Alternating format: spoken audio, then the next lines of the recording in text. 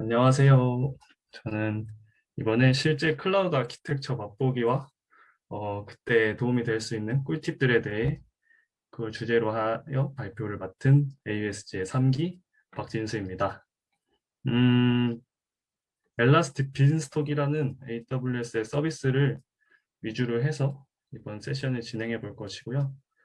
이 발표 세션과 함께라면 이제 여러분도 초기 스타트업 아키텍처 정도는 뚝딱 할 수 있을 거라는 생각에 이런 발표를 준비했습니다. 왜 초기 스타트업 아키텍처를 가져왔냐면 저는 처음에 세미나 이것저것 들을 때 하나도 이해가 안 됐어요. 그냥 거기 참여하는 게 재밌었던 거지 뭔가 너무 전문적이고 깊은 내용들이 나오다 보니까 너무 이해하기 어려웠어가지고 제가 실제로 구축 중인 초기 스타트업의 아키텍처를 예시로 하면 뭔가 앱잼 할 때도 많은 도움이 될 수 있을 것 같고 이해하기에도 도움이 될 수 있을 것 같아서 준비를 했고요. 사람이 많지 않아서 지금 그냥 편하게 뭔가 채팅 같은 거 주시면은 같이 소통하면서 해도 좋을 것 같습니다. 모르는 거 있으시면은 뭐 편하게 여쭤봐 주시고요. 간단하게 제 소개를 하고 넘어갈게요.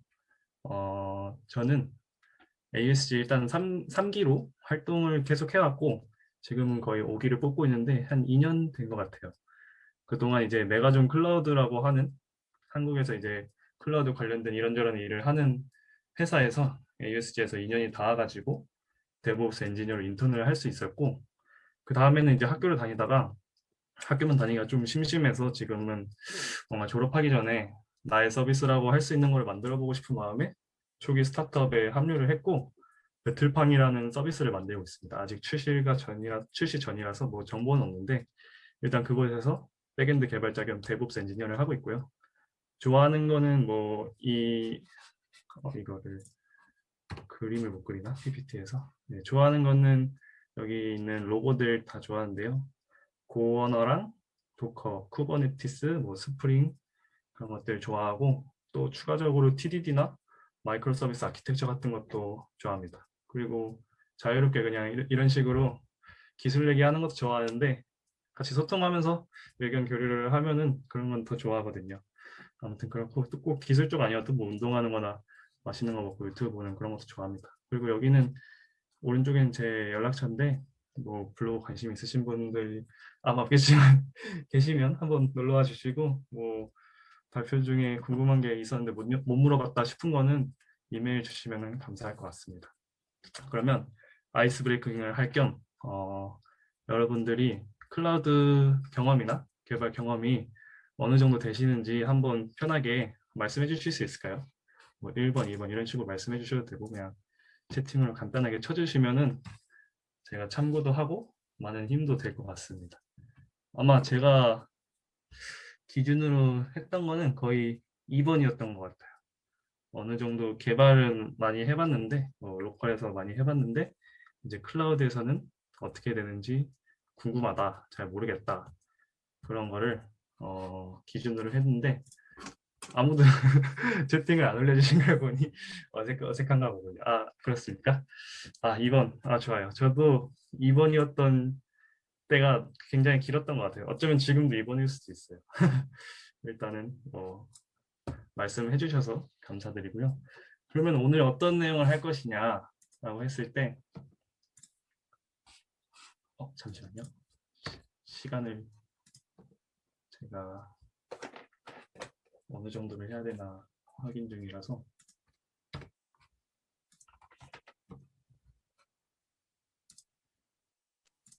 네, 됐습니다.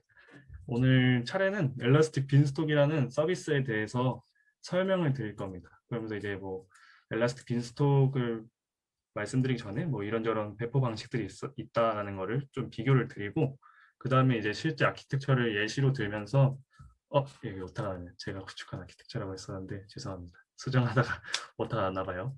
그래서 아키텍처를 소개하고 그 기능들이 왜 필요한지도 이제 실제 예시를 보면서 말씀을 드리고 이제 엘라스틱 빈스톡이라고 하는 서비스로 인프라를 구축할 때 어떠한 팁들이 있을까를 말씀드리고 시간이 된다고 하면은 기타적으로 추가 이런 내용 아시면 좋을 것 같습니다. 이런 것들을 말씀드리려고 합니다. 자, 엘라스틱 빈스톡이라고 하는 서비스에 대해 알아보겠습니다. 그 전에 저는 크게 이번 세션을 준비하면서 뭔가 우리 서비스를 배포하는 형태나 인프라를 운영하는 형태를 크게 세 가지로 나눴어요.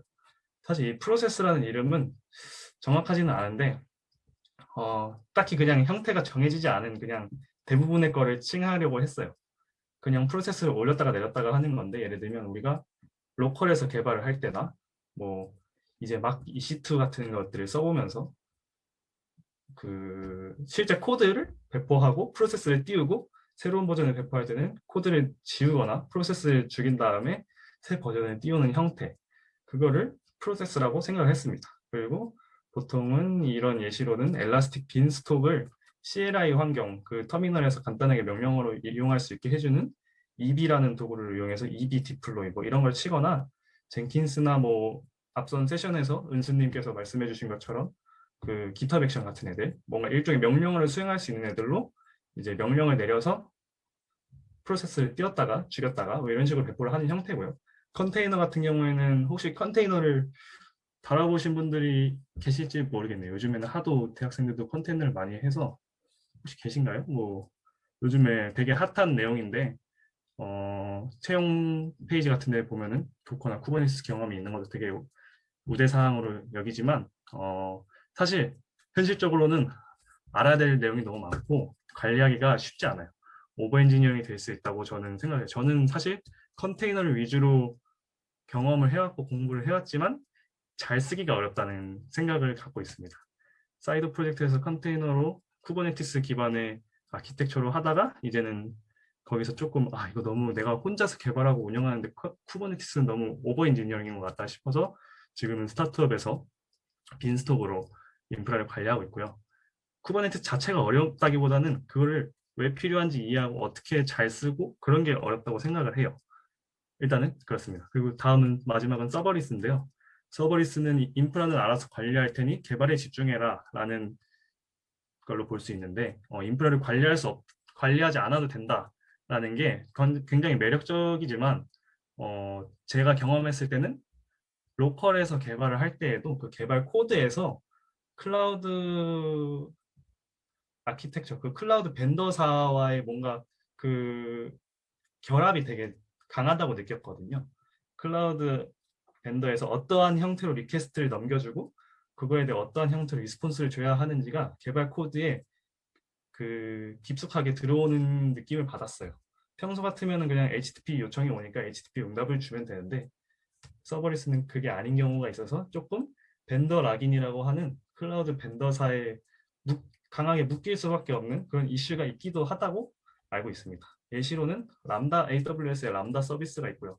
벤더는 이런 아주 좋은 뭐랄까 소통이네요. 벤더는 그 클라우드 서비스를 제공해주는 업체를 벤더라고 합니다. 예를 들면 AWS나 구글 클라우드, GCP라고 하죠. 아니면 마이크로소프트 애저 이런 애들을 벤더라고 하는데, 서버리스를 하면은 우리가 보통 노드로 치면은 REQ, 뭐 RES 이런 식으로 리퀘스트 리스폰스가 있는데, 걔네가 이제 클라우드사에서 어떤 식으로 요청을 주겠다라고 정해지는 경우가 많아요. 단순히 HTTP 요청이 아니라.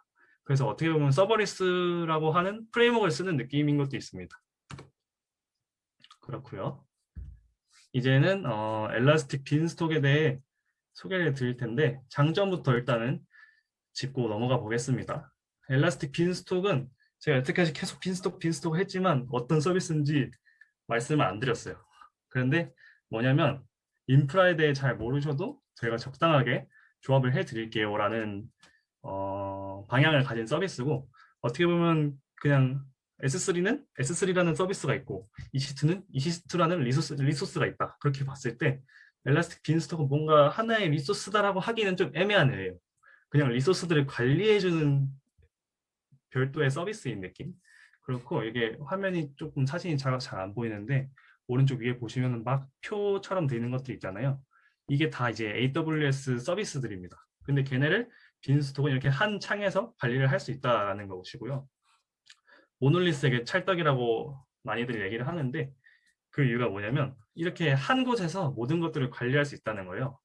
어떻게 보면 약간 여행 갔을 때 스키장 갔을 때 그냥 1일 패키지로 뭐 헬멧도 주고 장비도 주고 보드도 주고 뭐 그러잖아요. 근데 이제 뭔가 제대로 나는 내 장비가 있었으면 좋겠는 사람들한테는 그런 패키지라는 게 불편할 수 있잖아요. 그래서 이렇게 간단하게 뭔가 한 화면에서 다 하고 싶은 모놀리스 환경에는 찰떡이다. 근데 마이크로 서비스에서는 조금 불편할 수 있다라고 저는 생각을 하고 있고, 같은 앱에 대한 환경 분리가 굉장히 쉬운데, 이런 식으로 앱이 만약에 우리의 백엔드 앱이라고 하면 그 백엔드 앱을 우리 개발 환경에 배포할 수도 있고 상용 환경에 배포할 수도 있고 그런 얘기인데, 이 환경에 대한 얘기는 나중에 또 뒤에서 다뤄보도록 하고요. CLI, 편리한 CLI로 EC2에 앱을 배포할 수 있습니다. 이것도 아까 말씀드린 것처럼 EB라고 하는 그 어떻게 보면 약자죠. EB라고 하는 명령어를 통해서 편하게 배포를 할 수 있고, 지원하는 플랫폼은 이렇게 도커나 자바, 파이썬, 고 이런 식으로 다양한 플랫폼들을 지원하고 있습니다. 하지만 그 기술들은 항상 장점만 있는 게 아니잖아요. 그래서 이 보시는 것처럼 전적으로 뭔가 빈스톡이 시키는 대로 했을 때 빈스톡의 장점을 잘 이용할 수 있습니다. 커스터마이징 하기가 힘든데, 예를 들면 쿠버네티스 같은 경우에는 생태계가 너무나도 커서 뭐 다양한 문서들이 존재하고 다양한 레퍼런스들이 존재하지만, 엘라스틱 빈스톡 같은 경우에는 거의 AWS만의 그 도큐멘테이션이 약간 전부인 것 같은 느낌도 있고요. 완전 모놀리틱하게, 혹시 모놀리식이 뭔지 아시나요? 모놀리식은 마이크로 서비스 아키텍처와 다르게 뭔가 하나의 중심적인 서비스 그 애플리케이션으로 전체를 제공하는 것을 말해요. 모노라는 그 단어가 그런 것처럼. 그래서 모놀리식한 아키텍처가 아니면 장점이 조금 떨어진다고 생각을 해요. 왜냐면은 DB도 한 곳에서 관리할 수 있고 AAB 로드 밸런스도 관리할 수 있고 뭐 그런 식으로 많은 것들을 한 곳에서 관리하려 한 건데, 사실 그러면은 이제 마이크로 서비스로 엘라스틱 빈스톡을 쓸 때 막 여러 가지 서비스들이 중복해서 제공되는 경우가 있거든요. 근데 이거는 조금 간단하게 설명드리기는 힘들어서 이 정도로 하고 넘어가겠습니다. 근데 그래도 어쨌든 초기 스타트업 혹은 뭐 대학생 사이드 프로젝트, 소프트 앱잼 그런 걸 하기에는 아주 좋은 선택이라고 저는 생각을 합니다. 그래서 이제 제가 엘라스틱 빈스톡을 선택한 이유인데, 아까 말씀드린 것처럼 저는 주로 컨테이너나 마이크로 서비스 아키텍처를 좋아라 했어요. 하지만 현실적으로 우리 팀의 뭔가 지금 상황 혹은 내가 처한 상황, 우리 서비스에 바라보는 지향점 그런 걸 생각했을 때는 꼭 고급스러운 기술을 무작정 도입하는 게 좋은 건 아닐 수 있어요. 왜냐면 쿠버네티스 같은 경우에는 아마존에서 AWS 사용을 하면은 한 달에 적어도 운영비로 72,000원은 기본으로 나가고 서버 비용은 따로입니다. 근데 만약에 내가 소프트 앱잼에서 어떤 거를 이제 출시를 했는데, 우리는 쿠버가 좋다 해서 쿠버를 했는데 매달 그 72,000원을 거의 한 15만 원 나갈 거라고 생각해요. 저는 최소한 15만 원을 누가 낼 것이냐. 이게 이제 운영의 이제 그 벽이 점점 느껴지는 것이죠. 그러다 보니까 이제 빈스톡으로 하면은 그냥 프리티어에서 계정 이런 말 해도 되나? 계정 점프 하면서 띄울 수 있거든요. 1년이고 2년이고.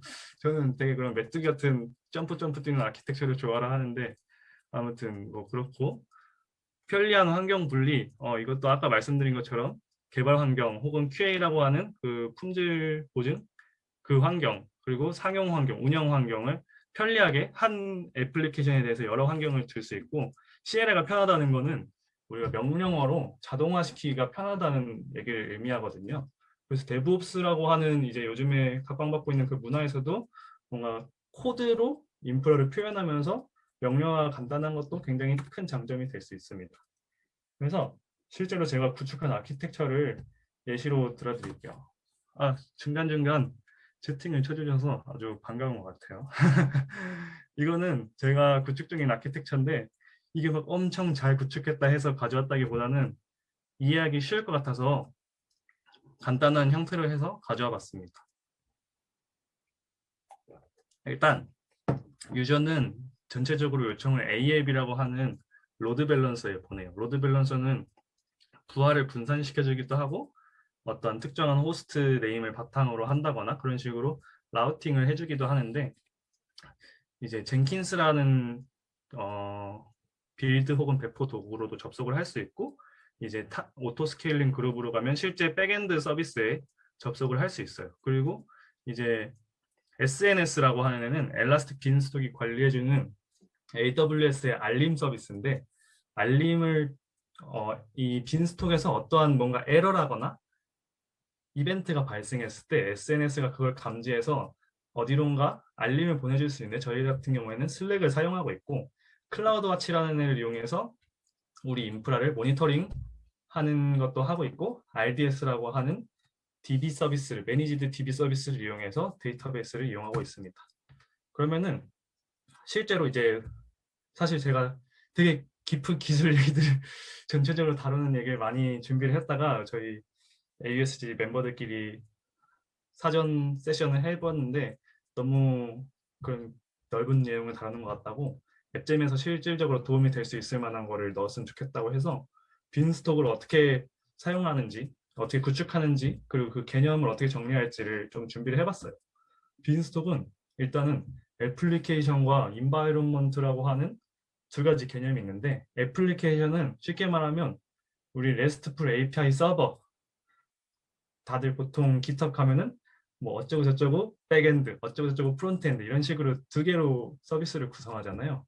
그때 이제 백엔드라고 하는 게 애플리케이션이 되는 거고 인바이런먼트는 어떤 환경에 배포할 것이냐 그거를 의미하는데 예를 들면 우리는 백엔드 애플리케이션을 개발 환경에도 배포할 거고 QA 환경에도 배포할 거고 운영 환경에도 배포할 것이다. 이런 식으로 했을 때 이렇게 애플리케이션과 인바이런먼트의 개념을 잡을 수 있을 거예요.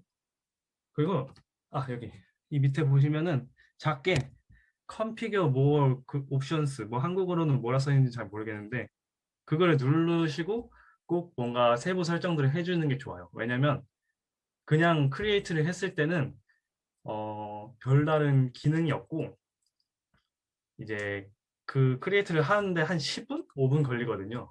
그 다음에 바꿀 수 없는 애들이 있어요. 한번 인프라를 구축을 하면 바꿀 수 없는 애들. 뭐냐면 로드 밸런서. 로드 밸런서는 쉐어드 로드 밸런서를 사용하도록 설정해 주시는 것이 좋고요. 왜냐면 그렇지 않으면 로드 밸런서가 하나 생기긴 하는데 우리가 만약에 다른 애를 엘라스틱 빈스톡 밖에 서비스를 로드 밸런서에 붙이고 싶다. 그랬을 때 붙였는데 만약에 우리가 빈스톡을 삭제하고 다시 만들고 싶다고 하면 로드 밸런서가 삭제되기 때문에 다른 서비스에도 접속이 안 되는 그런 이슈가 발생을 할 수 있거든요. 그래서 로드 밸런서 같은 경우에는 어떻게 보면 우리 서비스 전체에 대한 진입점으로 사용한 로드 밸런서라고 하면 빈스톡에 묶어둘 게 아니라 쉐어드 형태로 띄우는 것을 추천드리고요. 네트워크 같은 경우에는 이건 내용이 너무 많아서 자세하게 설명을 못 드리겠는데 일단은 기본적으로는 여기 VPC 뭐 구성이 아닙니다. 뭐 이렇게 나오는데 이거를 적절하게 상황에 맞춰서 사용해 주시는 걸 추천드리고 데이터베이스도 아까 로드 밸런서 말씀드린 것처럼 빈스톡에 묶여 있는 처음에 빈스톡에 묶여서 구축되는 데이터베이스는 빈스톡을 삭제하면 삭제가 됩니다. 그래서 빈스톡 밖에 있는 서비스와 같은 DB를 사용할 때에는 DB를 빈스톡이 관리하는 게 아니라 밖에서 관리하도록 해줘야 되는데 이러한 것들을 그냥 시작부터 밖에 두고 시작하는 게 좋습니다. 나중에 다시 바닥부터 구축하지 않으려면 그런 게 좋습니다. 그리고 이제 만약에 이렇게 환경을 구축했다고 하면은 샘플 앱을 이렇게 바로 띄워보실 수 있을 거예요. 이거는 AWS에서 기본적으로 제공하는 샘플 앱의 형태이고 이제 새 버전을 배포해 볼 건데요. 도대체 어떻게 배포를 하길래 자꾸 얘가 편하다고 그렇게 얘기를 하나라고 보면 일단은 1번 init이라는 명령어를 치면은 현재 그 디렉토리를 기준으로 이렇게 엘라스틱 빈스톡 환경 설정이 된 파일이 떨어져요.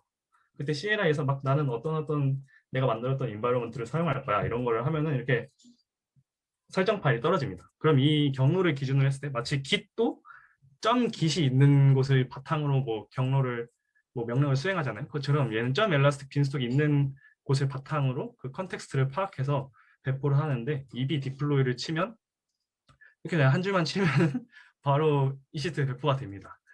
엘라스틱 빈스톡이 관리하고 있는 이시트에 배포가 되는데 장점은 노드가 몇 대이든 그러니까 이시트가 몇 대이든 알아서 얘가 배포를 해준다는 장점도 있고 에러가 나도 에러 메시지를 잘 얘가 핸들링 해준다는 장점이 있죠.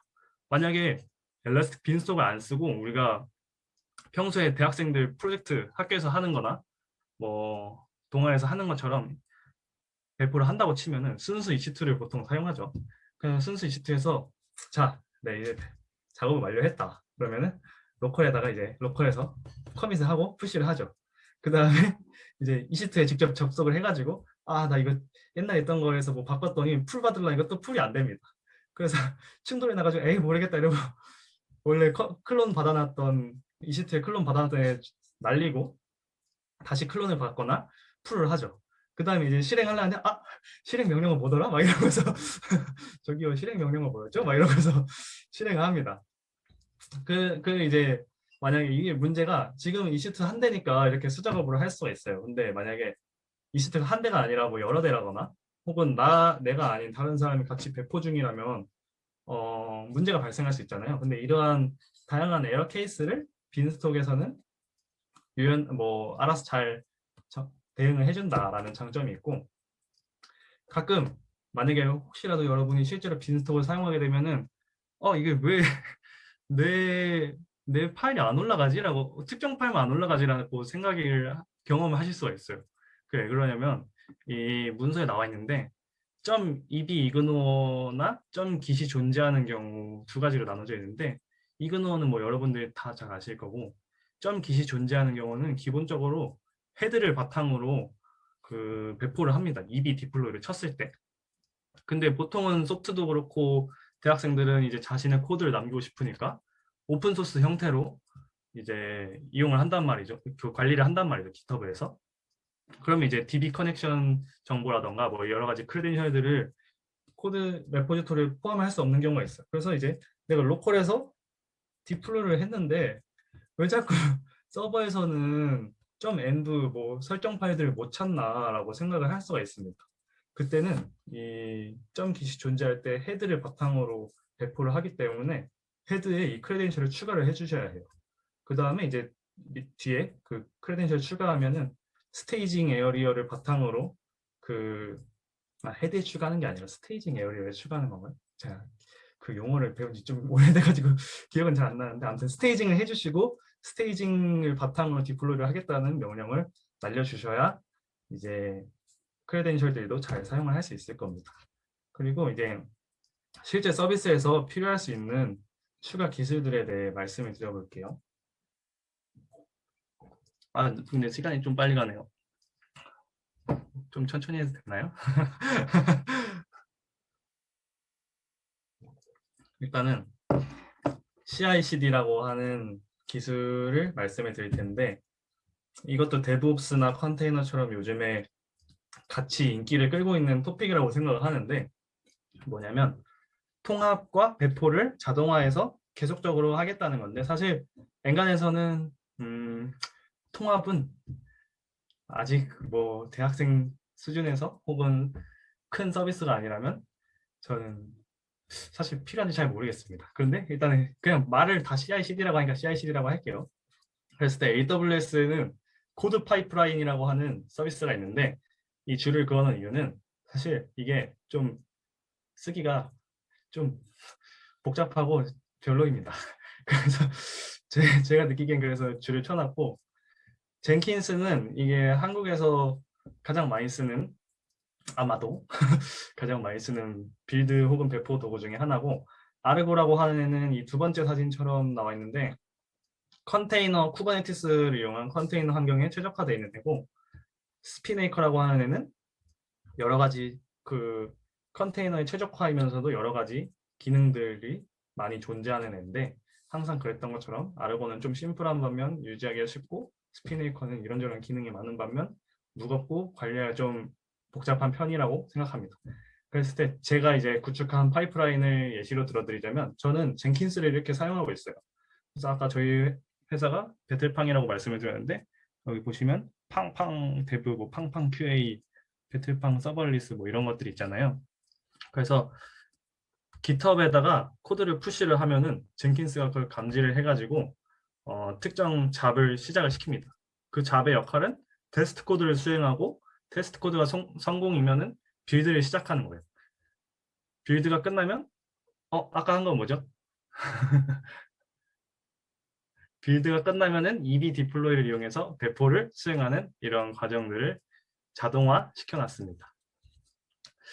그리고 다음은 모니터링인데요. 이제 로컬에서 개발할 때, 혼자 개발할 때나 뭐 작은 서비스를 운영할 때는 모니터링의 중요성을 모를 수 있어요. 하지만 실제로 뭔가 서비스를 퍼블리시 하면은 모니터링이 굉장히 중요합니다. 왜냐면 일단 저희가 24시간 저희 서비스를 모니터링 할 수 있는 게 아니잖아요. 누군가가 계속 수작업으로 볼 수 있는 게 아니잖아요. 그래서 이제 이런 알림 기능이나 뭐 수작업으로 본다 해도 하나하나 들어가는 것보다는 한 번에 볼 수 있는 형태가 분명히 더 좋을 거고, 이제 오토 스케일링이 하도 뭐 야 우리는 탄력적으로 관리해 오토 스케일링 돼라고 하지만 그 오토 스케일링을 위해서는 어떠한 룰을 기반으로 오토 스케일링 할지를 그 룰을 설정해야 되는데, 룰을 설정하려면 매트릭을 보고 어디서 병목이 걸리거나 어디서 어떠한 매트릭이 스파이크를 치기 때문에 우리 서버가 불안정한 것인지를 판단할 수가 있어야 되거든요. 그러기 위해서는 이렇게 모니터링과 뭐 대시보드 같은 게 중요할 수 있고, 로깅도 동시적으로 여러 유저가 만약에 사용을 하고 있는데 누가 진수라고 하는 유저가 뭔가 버그 리포트를 했어요. 혹은 불편을 제기했는데 그 사람의 로그만 보고 싶은데, 보통은 이제 그렇게 로그를 필터할 수 있는 기능이 이 초기 개발자들한테 없잖아요. 그러다 보니까 이제 로그 에러를 대응하기가 좀 힘든데, 로그도 그래서 중요하다라는 말씀을 드리고 싶었고, 보통 이렇게 슬랙으로도 알림을 많이 받아서 보는 편입니다. 그 환경 분리를 아까 말씀 안 드리고 넘어갔는데, 빈스톡이 왜 그 환경 분리나 환경 새로 구축하는 거 걔네가 편하냐면, 실제로 저는 아직 출시를 안 해서 대부 환경만 있었어요, 사실. 근데 대부 환경과 이 팡팡이라는 애플리케이션이 있다고 쳤을 때, 만약에 내가 QA 환경을 만들고 싶다.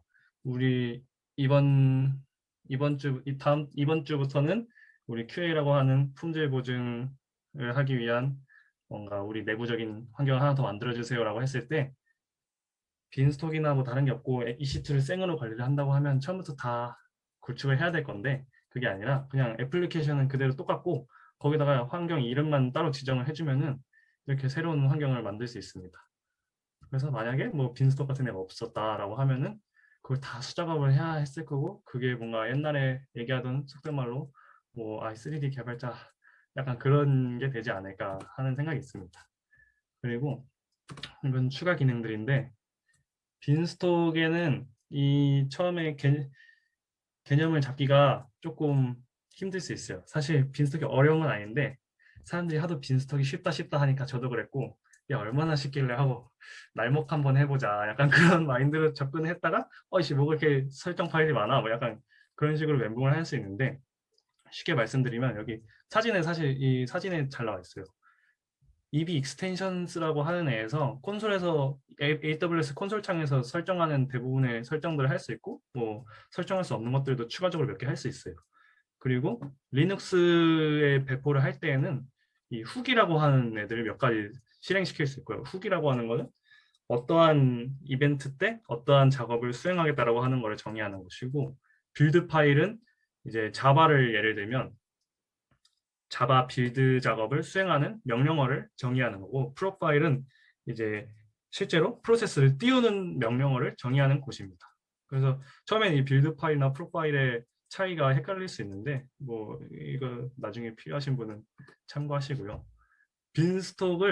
빈스톡이 노티피케이션을 왜 그런지는 모르겠는데 기본적으로는 이메일밖에 지원을 안 합니다. 그래서 뭐 문서에는 이런 식으로 HTTPS나 HTTP도 된다라고 얘기를 하지만, 사실 이런 알림은 그냥 람다로 받아서 서버리스로 람다로 받아서 보는 게 편하거든요. 관리하기도 귀찮고 기능이 바뀌는 것도 아니니까. 근데 람다가 없어서 그냥 빈스톡은 기본적으로 SNS를 하나 만들어주고, SNS는 아까 알림 서비스라고 말씀을 드렸는데 SNS에서 이제 다양한 빈스톡 관련 뭐 500번 에러가 많이 떠요, 400번 에러가 많이 떠요 이런 알림들을 SNS에서 발행을 해주는데, 그거에 구독을 기본적으로 이메일을 할 수 있어요. 근데 누가 이메일을 하나하나 잘 안 보잖아요. 그 서버 관련된 이메일을. 그래서 슬랙으로 보고 싶은데 그러면은 이 원래 제공하는 SNS에다가 그냥 추가적으로 람다를 그냥 매뉴얼하게 수동으로 등록을 하면 됩니다. 여기에서는 뭐 설정으로 HTTP나 HTTPS를 할 수 있다고 하는데 그거 너무 귀찮거든요, 사실. 람다가 없고 람다를 무슨 API 게이트웨이에 붙이거나 뭐 그런 식으로 해서 아마 HTTP 요청을 받아야 될 텐데 그거는 귀찮으니까 그냥 이렇게 콘솔 들어가서 수작업으로 람다를 등록해 주시는 거를 저는 추천을 드려요. 그래서 뭔가 이 또 불편한 게 빈스톡 알림이 뭔가 체계화가 안 돼 있어요. 정리가 잘 안 돼 있어요. 어떤 알림을 어떻게 준다. 예를 들면 API 뭐 그런 인터페이스의 형태가 없고 그냥 사람이 이메일 받듯이 그냥 이메일 뭐랄까요?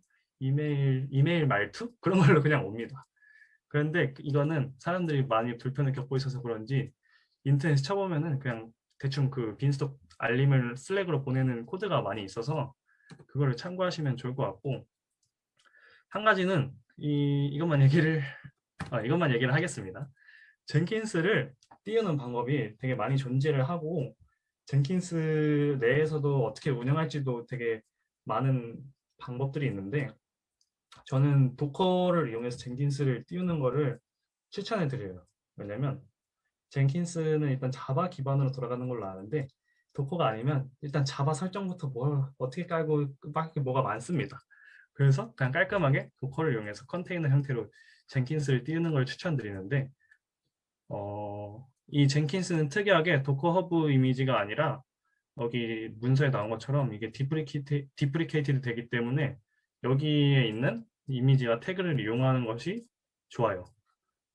그리고 근데 말씀을 드리고 싶은 건 그냥 이게 꿀팁이다. 젠킨스는 이 이미지를 이용해라 라기보다는 항상 뭔가 개발도 하시면서 이렇게 뭔가 디프리케이티드 되는 노티스나 문서들을 잘 참고해 주시는 게 좋을 것 같다라는 말씀을 드리고 싶었고 혹시 젠킨스를 구축하시는 분이 계시다면 이런 식으로 원래 이미지를 오버라이드해서 추가적인 뭐 디펜던시들을 설치를 해주신다거나 한 다음에 다시 유저만 젠킨스로 바꿔주시면은 편하게 쓸 수 있을 것이고 젠킨스에서 사용하는 여러 잡에 대한 설정, 플러그인에 대한 설정 같은 것들은 다 이 경로에 젠킨스 홈 저기에 저장이 되거든요.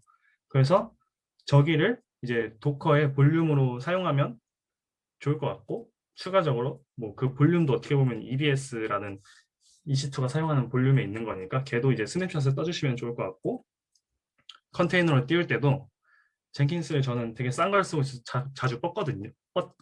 죽어요, 젠킨스가. 그래서 이 리스타트 올웨이즈를 해주시면은 죽었다가도 뭐 잘 살아나고 굳이